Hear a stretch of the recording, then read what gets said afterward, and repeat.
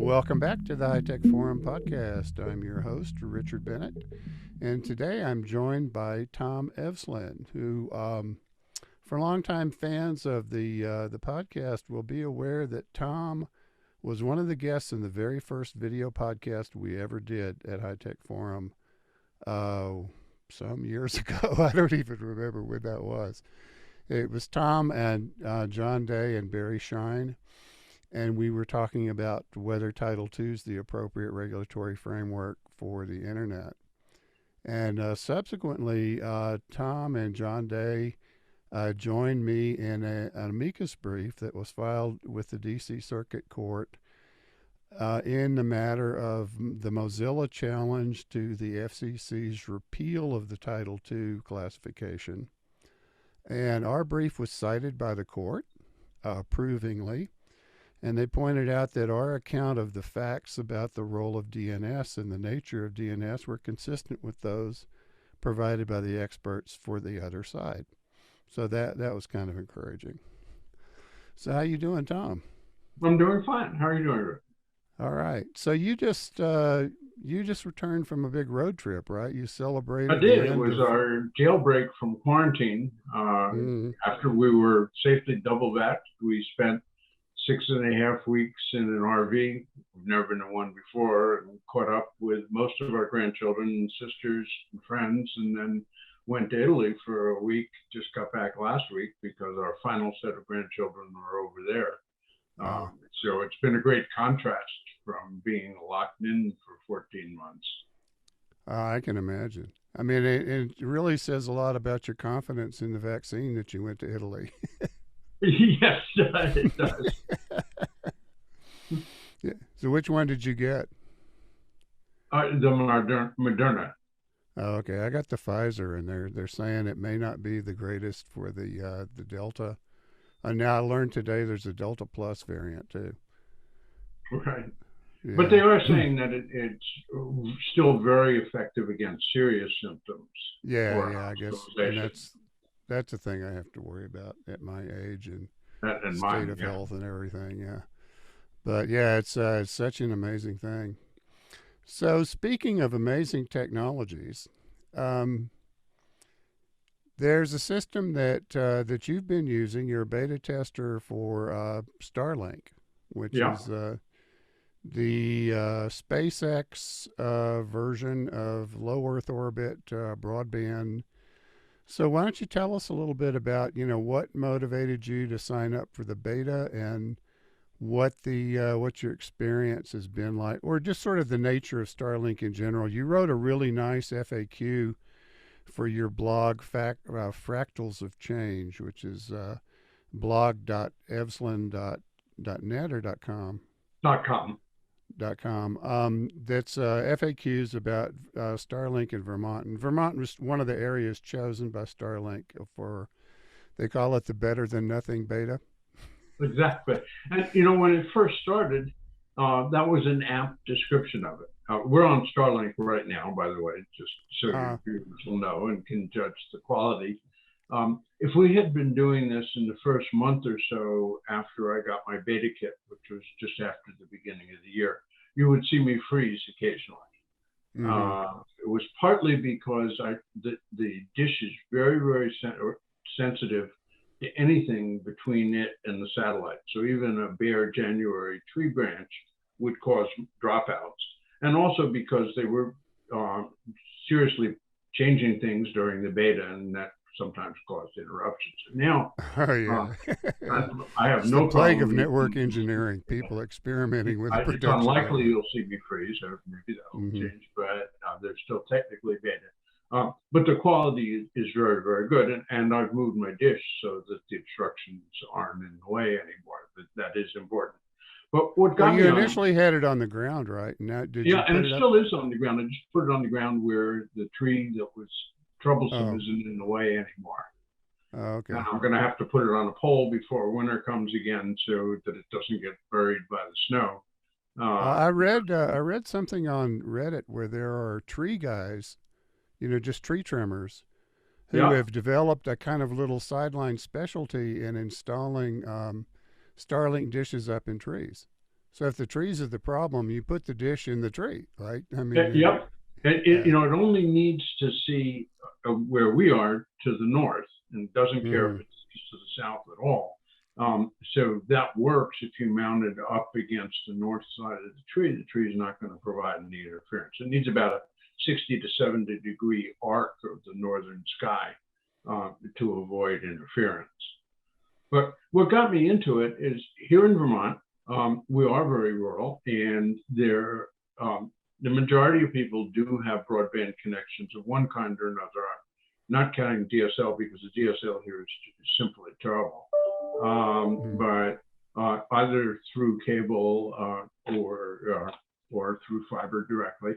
But there's a sizable number of households, about 50,000 households, that don't have any kind of usable broadband access, and that became tremendously painful during the pandemic, because the kids had to go to the McDonald's parking lot to be able to get internet access so they could do their homework at home. People couldn't take advantage of telemedicine at the time when they should have, and people couldn't work at home even if their employers were willing to have them work at home because they didn't have good broadband. So this problem, which we've been chipping away at, suddenly became very severe. And all of a sudden, it became important to have pretty good uplink as well as downlink. Not that you need as much uplink capacity as downlink capacity, but if you're zooming for good quality, you want a couple meg, and if a couple people in your house, maybe zooming, maybe more than that. So I wanted to see if Starlink really was an answer for those who were at the end of the road. And so I signed up for the beta.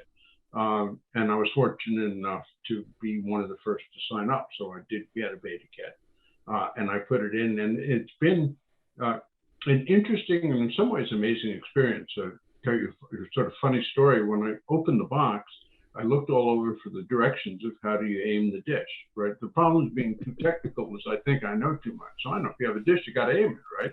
I couldn't find them. So, damn it, forgot to put the instructions in the box. But I put the thing on the ground and I plugged it in, and then I looked at it, and it was aiming itself, which is what it does. Yeah. And it's not that it moves all the time, but it moves every once in a while to get itself where it thinks is the best position. What it's doing, of course, is tracking these low Earth orbit satellites. They're moving very, very quickly. They make an orbit every hour and a half. So you can imagine how quickly they go across the field of view. It's sort of the Would this reverse. be a good time for me to share the Yeah, that would be great. Okay, so what we've got here, folks, is a live map of the Starlink satellites over North America, and I've got it centered on Colorado, which is where I live. But it does kind of show the stuff in Tom's area in Vermont. That's right around there. But it's not quite as vivid. Maybe I should set the home to say Burlington, Vermont, or something like that. Yeah, if you set it sort of halfway through the northern sector of Vermont, you'll get me exactly. Just to go a little bit east from Burlington. So let me see.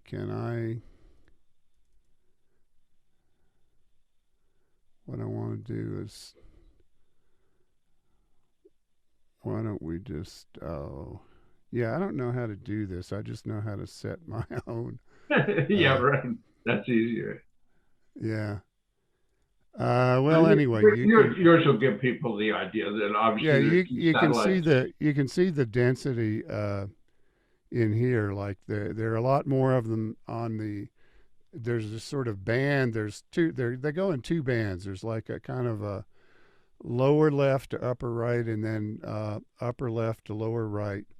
And where they cross, you have service. Now, so I'm here in Denver, Colorado, where we don't officially have Starlink service. Mm-hmm. But as you can see, it seems possible that it would work here because right now I've got access to 3 satellites. One of them 550 kilometers away. And so I can pick up satellites here in Montana, Wyoming, Nebraska, and parts of Colorado and Utah. There's quite a few over Utah. It looks like maybe Utah could be a beta Right. as well. But yeah, so and you see, this is a real time picture of where the satellites are, and they're moving, right? Yeah, moving quickly, really. Uh-huh. Yeah. And so you were saying, So things are, it sort of works like a cell phone in reverse. If you're driving along the street, your cell phone has to hop from one tower to another. In this case, your receiver, the dish, is stationary, but it has to switch from satellite to satellite as they go past. And handoff mhm, is amazingly flawless. I don't know any way to detect the handoff as the satellites go by. The dish doesn't move, but it electronically tracks the satellite with a shaped beam from the electronics inside the dish. So it's aiming at one satellite at a time. In order for this to work, the satellite also has to be able to reach a ground station. You can see the ground stations on your map. they're So the things, the little these yeah, gizmos. Yeah. those things. Yeah. That's the first generation. The next generation of satellites being launched has satellite to satellite capability. So the signal could actually hop about in space and not have to go directly back to an Earth station. And it might be worth talking about some of the implications of that if we have time at the end. But right now, Oh yeah. Yeah. your signal goes up, comes back down to an Earth station. The Earth station is somewhere that presumably has good internet connectivity to the backbone of the internet. Interestingly, some of these are now being co-located with Google data centers. Ah. That's both good for the user and good for the data center, because in high chance that it was Google you were trying to get to in the first place, Mm-hmm. you're actually not going to hop around the ground-based internet. You're just going to get Yeah. your query satisfied there. And if it's a DNS query, which half our queries are, then chances are it'll be satisfied on that first ground hop and making things very, very fast. Oh, Sort of a that's precursor great. to what I think will happen. The service has continued to get better in terms of speed. Has been pretty good to begin with. Latencies around 40, unloaded latencies around 40, 45 seconds. It's been going down slowly, but milliseconds, I mean, of course.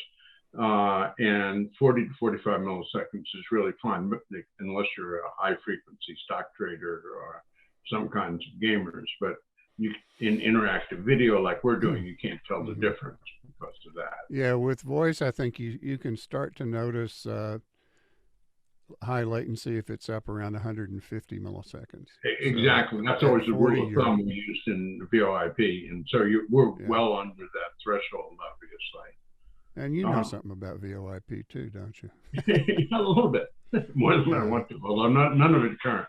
But the interesting thing, from a public policy point of view, these things work best where there's no other infrastructure.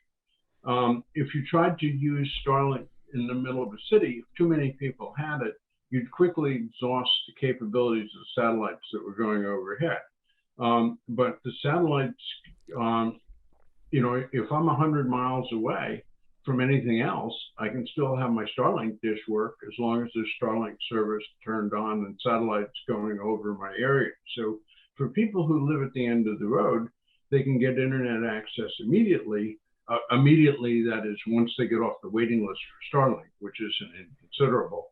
But they don't have to wait for fiber to go all the way from the nearest city out to their house. And so Elon Musk obviously exaggerates from time to time, but when he says this is a solution for the last 3 to 5%, he may actually be understating it, but it is a good solution for the last 3 to 5%, not only in the United States, but around the world, because it's not dependent on any intermediate infrastructure except a ground station somewhere within a few hundred miles. And even soon that limitation will disappear when there's satellite communication to carry the signal. It's compared to putting in new fiber, relatively inexpensive. People who are running community fiber use, at least in Vermont, use a rule of thumb that connecting a house costs $1,400 if there's already fiber at the curb, and many, many miles to get fiber to the curb. Getting Starlink costs $500, $600 after you pay tax and shipping here in Vermont. That's the one-time charge, and then it's $99 a month, which is comparable to fiber. No contract, no data limits. So it's not a bad deal for people who can afford it. It's actually made a difference here in Vermont with the pandemic here, and I know in Colorado as well, people wanted to move to more rural areas and have been snapping up houses. Well, they're houses that would not have sold if they didn't have or couldn't get Starlink, because those are people who needed to be able to work remotely. And well, that's one of the first things people check out now when they're looking at a house to buy is what kind of broadband they can get. Yeah, oh, absolutely, absolutely. So one of the first kinds of people to understand the potential of Starlink were the realtors, because they could sell houses that they couldn't sell before, and they've been quick to take advantage of it to increase the value of properties. So, I think it has a lot of promise here and in other places. Is it as fast as fiber? No. I'm getting about 200 to 300 megabits per second downlink, uplink somewhere between 20 and 30 megabits. Latency, as we said, is not bad. No noticeable jitter. That's not the same as having a gigabit of symmetric service, but it's plenty for what I do, plenty for what most people do. Well, it's comparable to what you get with a 5G terrestrial, fixed location broadband service. That is. T-Mobile has one of those. I tried it out for just to see, how well it worked, because I was skeptical. I live in a pretty hilly area, but it worked fine. I mean, it was, the download, because of where I live, was only about 50 to 100 megabits per second, but the upstream was around 30.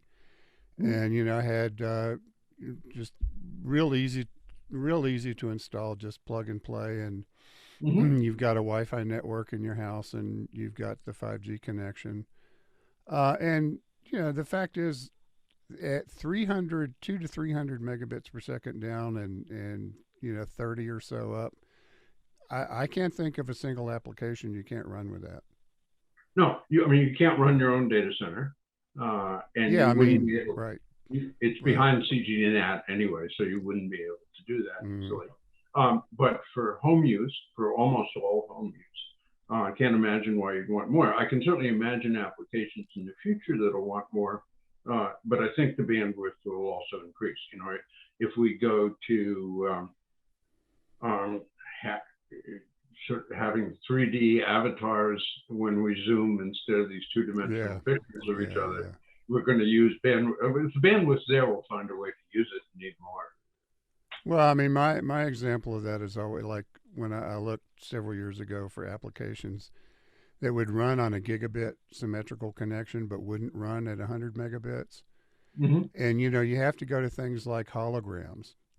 Right. So if you want to have like 3D holographic conferencing, you'd probably want, you have the equivalent of about 17 HD video cameras, streaming, and a few years ago that, compression wasn't as good as it is now. So it like really took a lot of bandwidth. But I think actually today with reasonable compression, you could probably do that in 200 or 300 megabits per second. But you would want it to be more. You'd want to have more upstream. And also, if you had, say, about 20 video cameras and they were all going to a cloud service rather than a home-based video recorder with a hard drive, you'd want more bandwidth for that. But But most people don't send raw video streams to the cloud to get compressed and analyzed. I mean, because the electronics to do that locally are so cheap. Like, why bother? Yeah. So there's certainly a lot of things you can do with it. You won't win necessarily the speed test prize for having the fastest broadband connection in the world, but if you're working and schooling, you're in good shape. Another good attribute of it in rural areas is it's disaster proof. I'm assuming that you have a generator or a battery Yeah. or some kind of Yeah. standby power of your own. In remote areas, when there's a natural catastrophe, the wires are down. Mhm. And the cell towers go down when they run out of diesel for their generators. Mhm. It's incredible to me that first responders aren't all getting Starlink for backup, because they should have Well, they something probably outside of are. that. I mean, there's some restrictions in. I take it in the kind of licensing. You're only supposed to use your dish in one location, even though you could take it anywhere Right. and it would still work.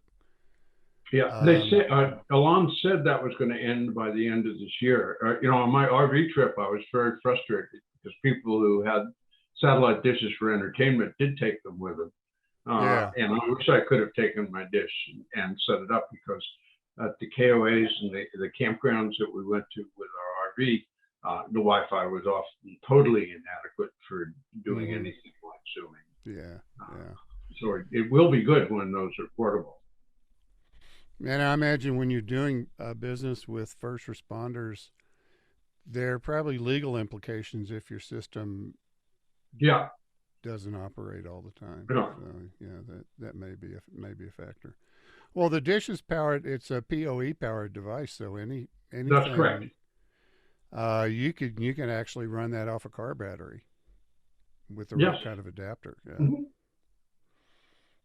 Yeah. It uses a fair amount of electricity, but mostly because the dish is heated when it has to be. Yeah. And That's I what would stops think snow from in your accumulating. Vermont winters, that Yeah. take a bit of power. Yeah. And it really works, though. I have some pictures of my dish with icicles dripping off it like a beard. Mm-hmm. The top of it's not really a dish. I mean, it's a dish inside, but it's Mm-hmm. flat. There's a flat covering on it, and that's what gets heated. And since it's not a dish, water doesn't accumulate in it when the Mm-hmm. snow melts. So it's kept itself clear in pretty heavy snow. Well, and that's not an unusual thing. Like the weather, I have a weather station that just anemometer and thermometer Mm-hmm. and hygrometer and all that sort of thing. And it you can buy them with a heater because it's got a little receptacle on the top, and so if it fills up with snow, it's not really measuring precipitation very well. Right. Yeah, so yeah, it's not hard to do. It doesn't really take that much as long as it's just the heater's available before you get a big snow buildup. Yeah. Right. Exactly. Yeah, so just zapping it one flake at a time. Right. Yeah. Yeah, and what do they call it? Dishy McDish face or something like Dishy that? McFlatface. Flat face. So that tells Dishy us it's not McFlatface. curved. That's its Reddit handle, anyway. Yeah. And the way it does all it seems to track the satellites through the sky without moving is because you've got a bunch of CCD sensors Mm-hmm. on the face of the dish, and they kind of activate along as the satellite moves across the surface. Well, their literature talks about a sealed beam, and I'm not enough of that kind of engineer to understand exactly how that works. But Uh-huh. a shaped beam, rather. I'm using the word. Oh, okay. A shaped beam, Oh, yeah. which is actually directional and is coming from Mm-hmm. inside the dish. So electronically, it's tracking the dish, even though it's not mechanically moving. Mm-hmm. Yeah, I mean it's like beamforming is something that exists Yes. in Yeah. Wi-Fi and 5G have beamforming capabilities. So Yeah. it's it produces the same effect as physically changing the direction of the Yes. transmitter and receiver Exactly. but much without faster and less energy.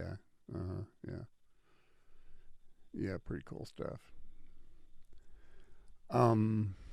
So it works. It's not impaired by bad weather, snow or ice.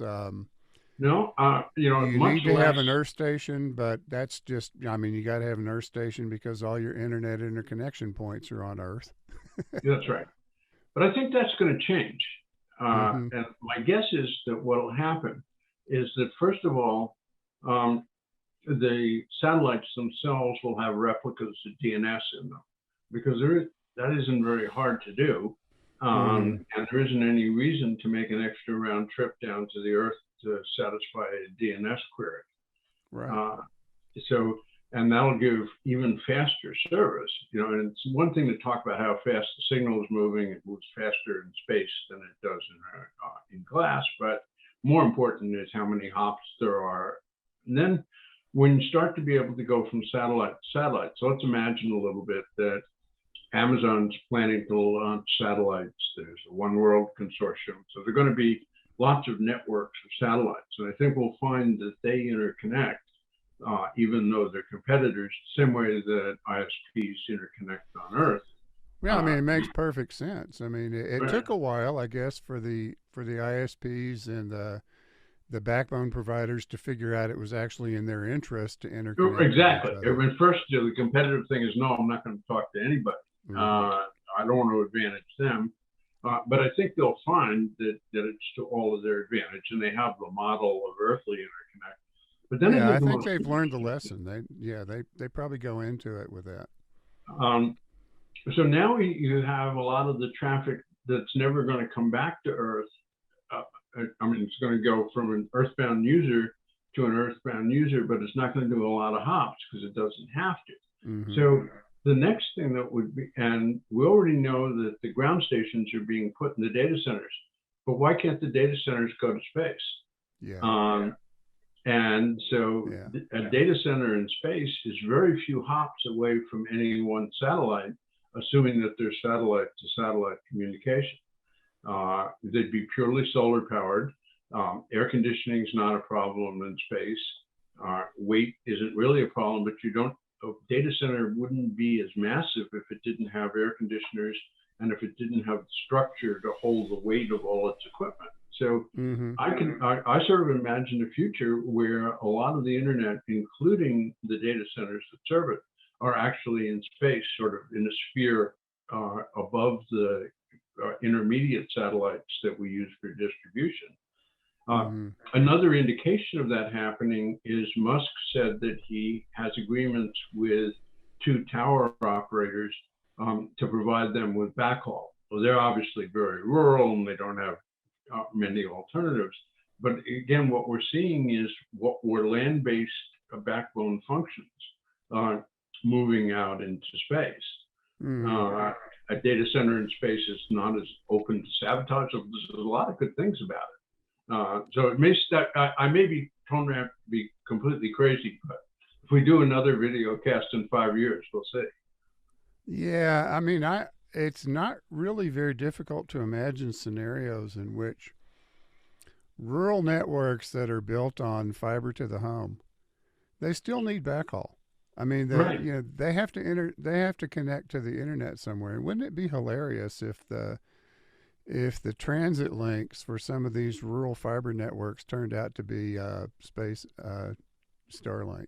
I think they will. We'll get small community networks, which makes sense. Fiber is not a bad way to connect the small community. You don't have to build out all the intermediate miles. But I think even more interesting would be, suppose in urban areas, Starlink probably won't work very well, but maybe we think of the fiber in the urban areas as a way to collect the traffic before it's sent up into space. And so that the interconnections, even from more urban areas, end up taking a space hop instead of having to go under the ocean or through a fiber network.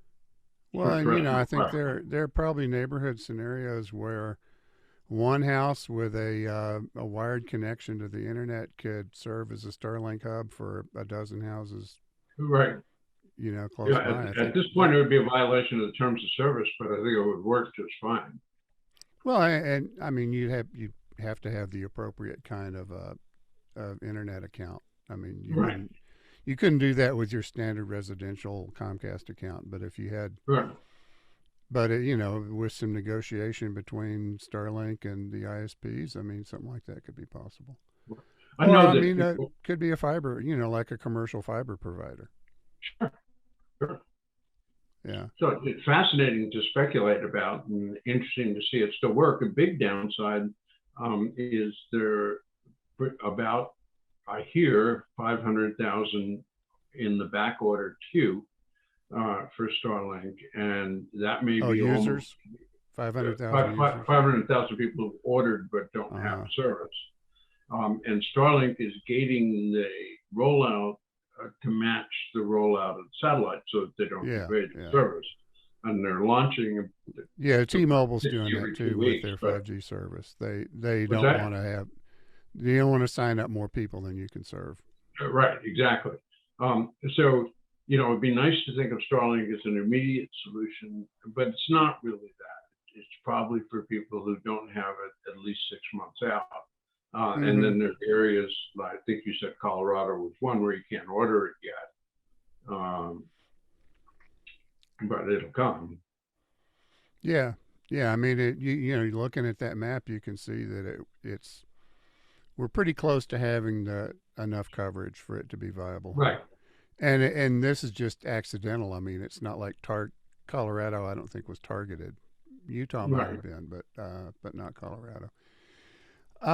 So this to me sounds like a really excellent, very fast. I mean, it's quick to deploy. You fire up some rockets, and if you happen to own the rocket company, you've got plenty of rockets, so you can do that pretty quickly. And each launch ends up, I think, there are multiple satellites deployed in each about launch, 60 right? About 60 satellites per launch, and that's supposed to increase with the next gen. Of course, Musk not only has rockets, but he's mastered the reusability of the rockets. Yeah.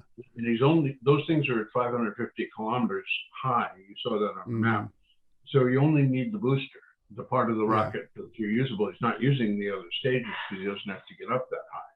So he's just turning around those reusable rockets and getting great economics on getting them satellites into the sky. Yeah, it's I mean, is that even considered space at that altitude? I guess it's borderline. It is subject to orbital decay. Somebody told me that it's subject to that you have to worry about buffet, that there's enough air resistance so that the satellites shake a little bit. Well, and they have some kind of fuel in them, and they have. No, they don't. What's interesting about them, they run on ion motors, so that uses a stream of electrons, and they're collecting. They collect power, of course, with their solar panels.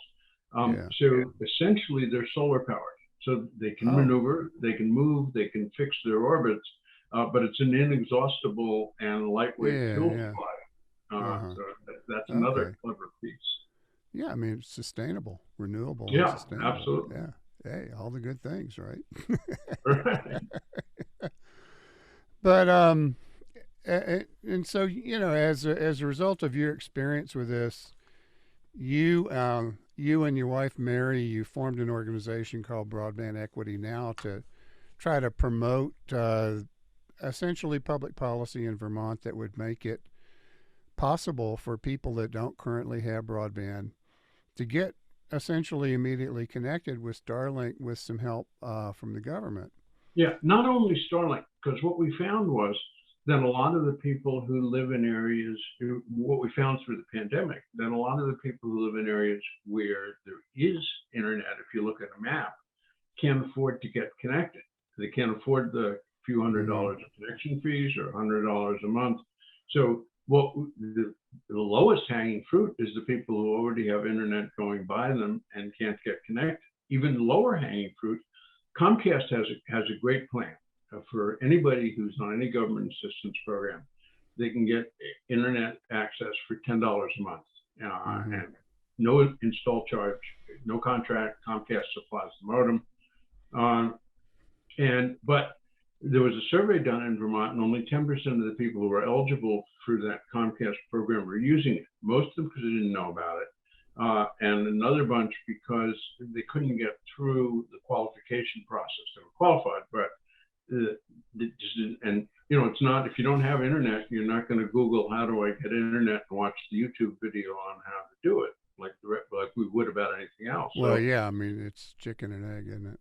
Yeah. So what we wanted was to set up a broadband core in social action agencies. That is, people who would know if somebody called, if there was broadband already available to them, if it was affordable. If it wasn't affordable and they were qualified, then some subsidy, and that would include for whatever the lowest price was. So if you're in Comcast territory, there's no use for the state to pay for Starlink to get your basic internet, and it's faster to get hooked up with Comcast. So that's what would happen. If you were at the end of the road where there is no internet alternative and isn't about to be one, then either 5G, although that's not the T-Mobile offer, still isn't available here, but it's coming. Yeah. This is kind of reminding me. Let me butt in a second. The last podcast I did, I had John Horrigan on, John Horrigan is sort of the guy on broadband inclusion. He's the one who's been studying like all the reason. He worked for the National Broadband Plan on people who don't subscribe but have it available. Yeah, which is the bulk of the people who don't have internet access today. Absolutely, the large majority. Yeah, for every person that physically can't get it, there are anywhere between 3 to 5 who could get it but either choose not to or don't have the money. Exactly.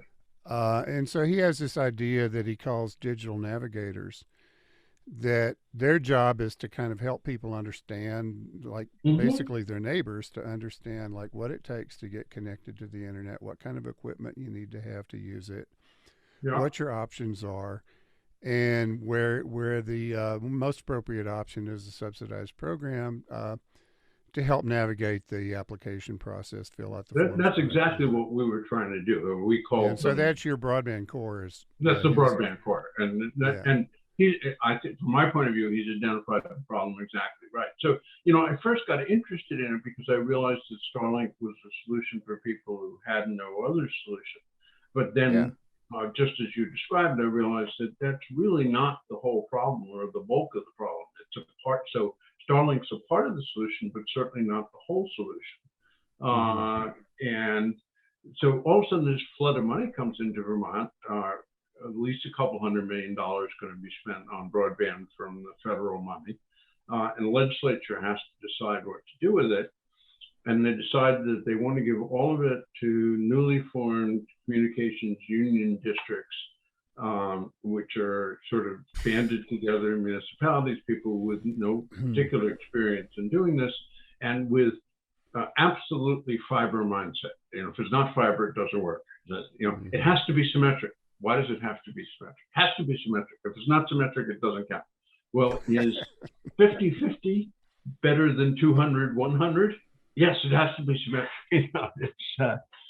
It's absolutely crazy thinking. Every year, it seems like there's a new generation of policymakers that hit the broadband scene and sort of have to be educated and learn the lessons of the past that, because the symmetric malarkey has been going around since at least 1995. Right. And you remember Gordon Bell, right? The digital of course. And so he gave a talk at a PC kind of trade show get together thing in 95 where he was advocating for everybody had to have 25 megabit per second symmetrical fiber optic service, just kind of because. Because people can both generate content and consume content. And I think the big fallacy there was not realizing that it takes a lot more time and effort to create content than it does to consume it. Of course. I mean, just imagine if you had to spend for every hour of television you watch, you had to spend an hour creating content, for other people to watch. You kind of cut way back on your TV viewing, right? I mean, absolutely. No, I mean, it's absurd. We know there are these huge content providers. We know that the system overall is balanced. There's as much send out as sent in.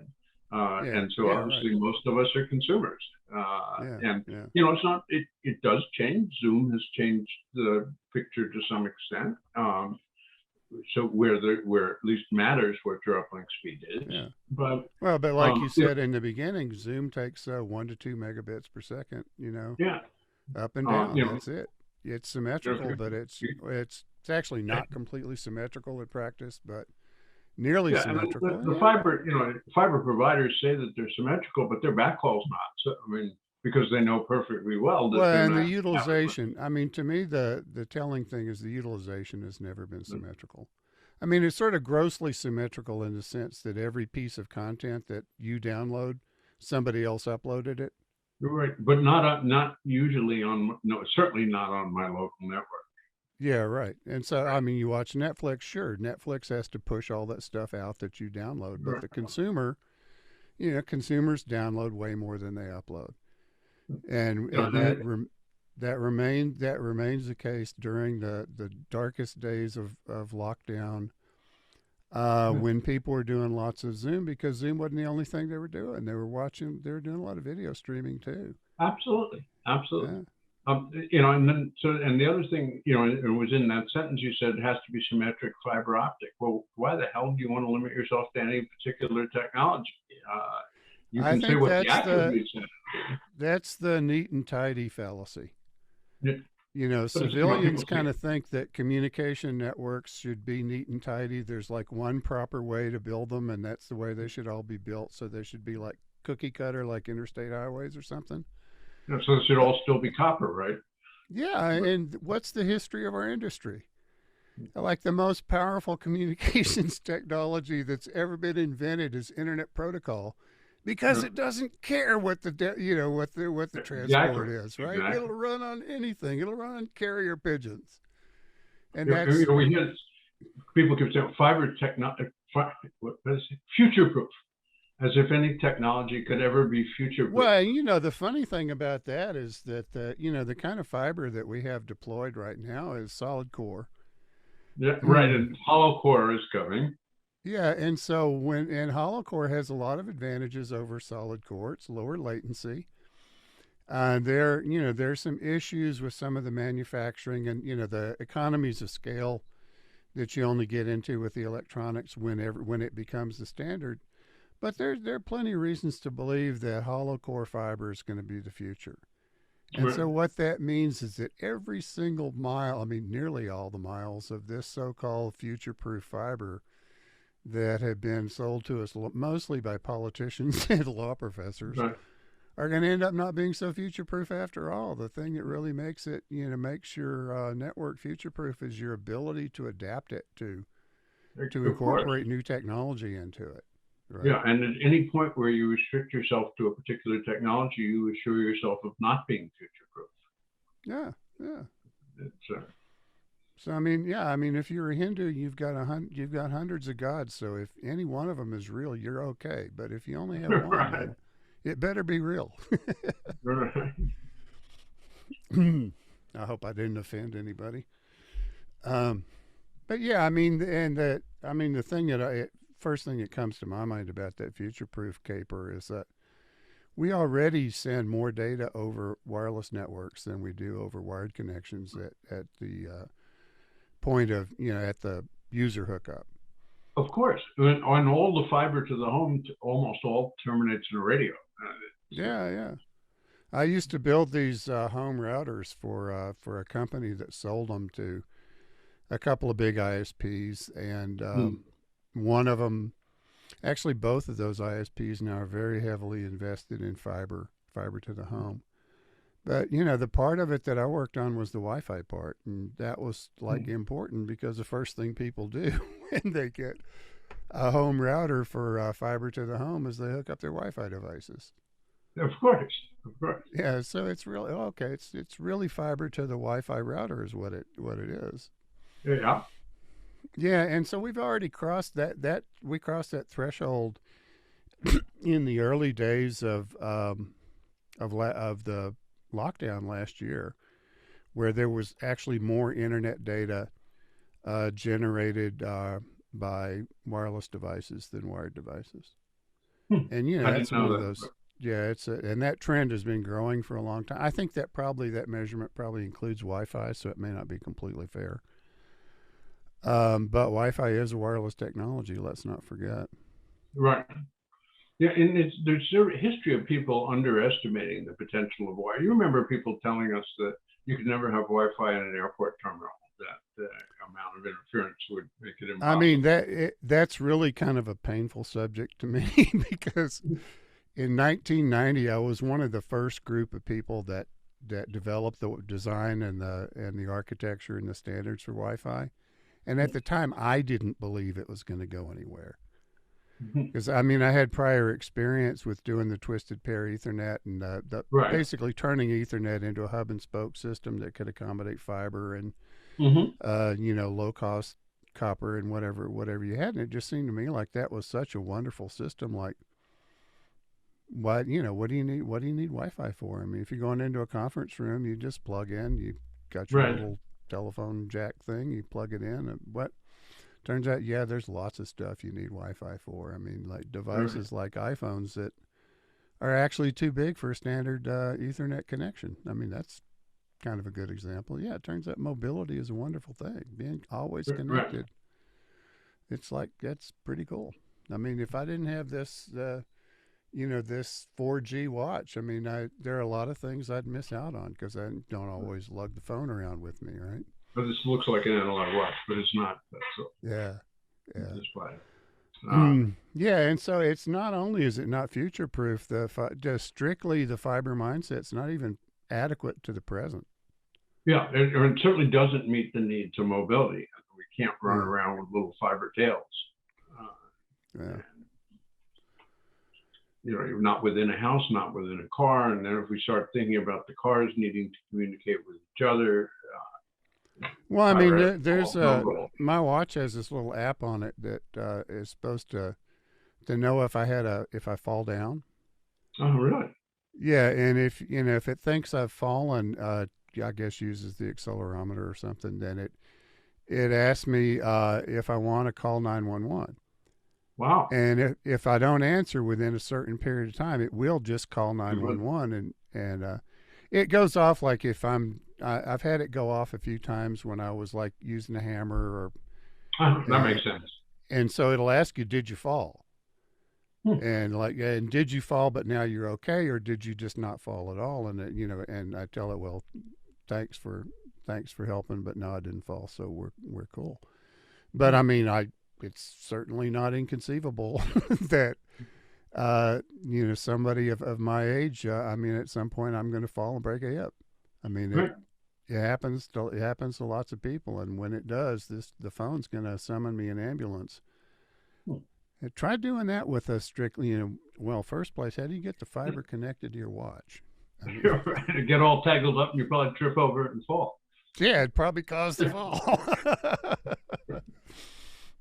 Yeah, so I mean, it's flexibility. I mean, this is the key because, I mean, do we really know what the future's bringing for communications technology? I mean, we know it'll be in some ways better than it's ever been because it does tend to, improve over time. That's about the only thing I've really seen with any degree of certainty in 40-something years that I've been working in this space. And it to me, it's just it's a bit arrogant to pretend that what you would have to. Well, the whole concept of future proof, I mean, it just kind of rubs me the wrong way. Like, the future is not the enemy. We don't need to be protected from it.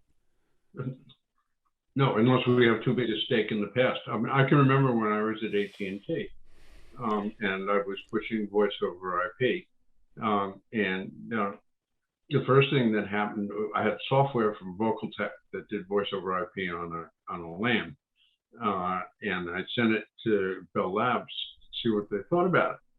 And they said, this is never going to work. And I said, why not? And they gave me 10 reasons, and they were all engineering reasons, which is a dumb thing to say, right? Well, it's too slow. Well, CPUs can't process the voice fast enough. Well, if we wait 2 years with Moore's laws, that one's gone. And but then the final argument, not from Bell Labs, but from executives in Carpetland in AT&T, was voice over IP may be something someday, but not for another 30 years because we're still depreciating our SS7 switches. Yeah, I mean, let's get real. That's the SS7 switches, it's right? about software-defined switching matrix. Yeah, I mean, it would be unfortunate if it was to take off while you've got the investment in there. Yes. But somebody probably came along with the idea that, well, actually, if you start using voice over IP in a selective way, you can lower the costs of moving phone calls between all the United States and Europe. Like, who Yeah, was but that that was guy? my business plan. Yeah, and for people that don't know, I'm teasing Tom about the company he founded, ITXC, right? Yeah, that's right, exactly. And Um, that was in reaction to hearing, when I was raising money, people said, well, "Isn't AT&T going to do that?" And I tell her about, yeah, they could, but they're not, and yeah, here's yeah. why. Well, and yeah, I mean, I've experienced that phenomenon as an engineer because if when you want to, if somebody tells you, "Give me 20 reasons why this won't work," you can come up with 20 reasons why it won't work. Absolutely. And it's simply a matter of like not giving progress any credit because I can come up with 20 reasons why it may not work right now. Exactly. They usually are that reasons why it's Yeah. not working right now, not why it can't work. And they get Mm-hmm. confused between the two. There are people doing Yeah. all kinds of theoretical analysis explaining why Starlink can't work. There's a buffer bloat because of this, because of that, and most of them aren't on it. I would testify to a legislative committee who were dead set against Starlink because it would interfere with the business plans for their fiber districts. But they would say the Starlink quality is not good enough for zooming. And I'm zooming to you. My quality is better than your quality where you're on Well, DSL. to But you. they couldn't hear that. Yeah. I Yeah. couldn't give And a theoretical reason why it was better, but here it is. yeah, I mean, I think actually showing the proof is the best way to do it. I'm Yeah. on a non-fiber connection, so what. Your connection's good, though. I mean, Yeah. you have It's Zoom would cut your resolution if you didn't have a good enough connection. it's only 1,200 megabits per second down and Is that right? 40 up. Yeah, it's Comcast just raised it used to be 940 was their gigabit Right. plan was 940, and they bumped it up to 1,200. And actually, it measures its speed test. I'll get 1,300, 1,400. Wow. I mean, I just get that. I already had a 10 gigabit Ethernet inside the home office anyway. Mm-hmm. And so I was using a lot of 10. I have a lot of 10 gigabit. The computer here is capable of 10 gigabits per second, and Mm-hmm. so is the switches and all that. So it was essentially plug and play, except I had to get a new. My old Right. router only had 1 gig connections, and this one will go. This one will go to 2.5. But yeah, but the fact of the matter is that's just how much headroom we have on top of the actual Right. 2 megabits per second that we and what is it? I guess if it's up to the peak, it's maybe 3 uh, Yeah. with the HD. Um, yeah, so the rest of it is just kind of there for insurance and buffer and potentially other stuff. I just figured I'd get it because I wanted to see what it feels like. Yeah. Yeah.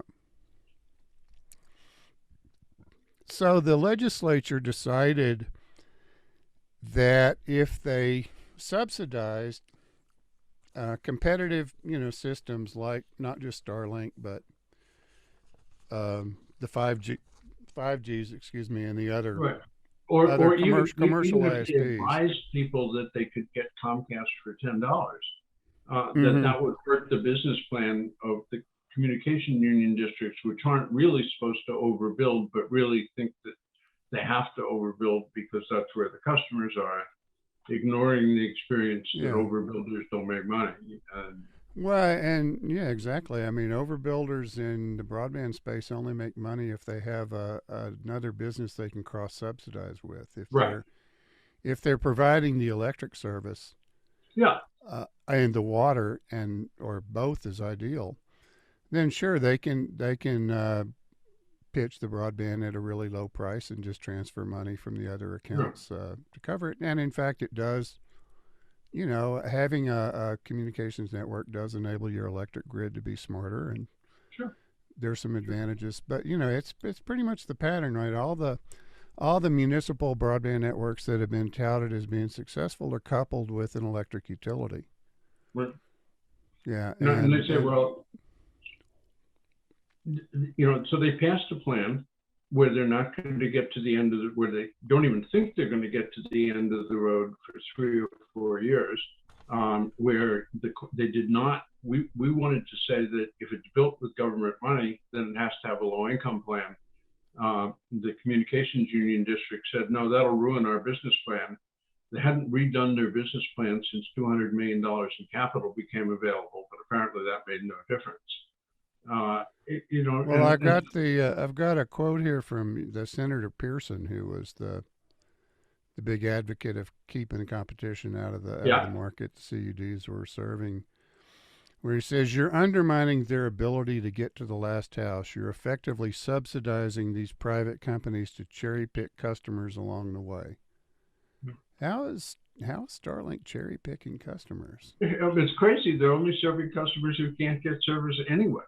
They're not cherry picking because they're taking the most difficult ones to reach. If I were building up fiber, I would welcome it because it would take the pressure off me to get to the places that were really uneconomical and let me extend just a little bit beyond the existing footprint, which would be a real service and might have decent economics.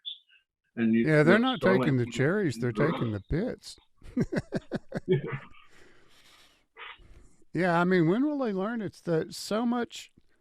The communication industry, I mean, it's co-opetition, right? I mean, we kind of everybody that's ever provided a network service to anybody realizes that that they're part of a larger marketplace, right? In which you're making build versus buy and own versus lease decisions, constantly. I mean, that's the nature of the game because it's fast moving technology. It costs you got a lot of upfront investment costs. Your business plans don't always end up working out the way you think they will, and so you got to be nimble and work with be essentially, I hate to say it, a team player in the overall market for providing these services to consumers. And I guess government just doesn't have that mindset, at least. Well, they also don't understand Metcalfe's law, which is what really, whether they thought about it or not, it's the reason why providers connected their networks. If the value of a network is is proportional to the square of the number of users, then you join two networks and it's not a zero-sum game. Yeah, exactly. I mean, the goal, everybody wants to have universal connectivity, and no individual company has ever been able to provide that. Right. Or one technology. Yeah. So and that goes back to the genius of IP again, right? It's like we'll virtualize the transport of the network. Right. And then we can magnify the power of it. And so it certainly appears to the applications like it's all one network, even though it's just probably 100,000 different privately owned networks, not counting residential, and ruthlessly not allowing the physical layer to intrude into the higher layers so that you get that freedom. And also just as aggressively welcoming improvements in the physical layer. Right. Yeah, and the fact that you automatically get the benefit of them, even if you had no idea they were going to happen when you did whatever you did. They don't have to go rewrite Zoom every time there's a new fiber spec or whatever. Well, it's amazing. I think we've gone on a bit longer than I probably should. I may have to break this up into 2 episodes because they're telling me that 30 minutes is the attention span of the. Maybe not even that much of the. I was going to say that may be an exaggeration. Probably more like 10 or 20, but anyhow, I mean, it's been great because if nothing, you don't even have to pay attention to what we said. Just the takeaway is Tom is participating in this video podcast via Starlink in Vermont, and I'm on a non-fiber, residential ISP in Colorado, and we've got high definition and everything is great. I heard there were a couple of times when, when maybe there was a little bit of latency or a little buffering maybe early but that could be just an equipment scenario because it never did really prevent me from understanding what you were saying. Good. Yeah.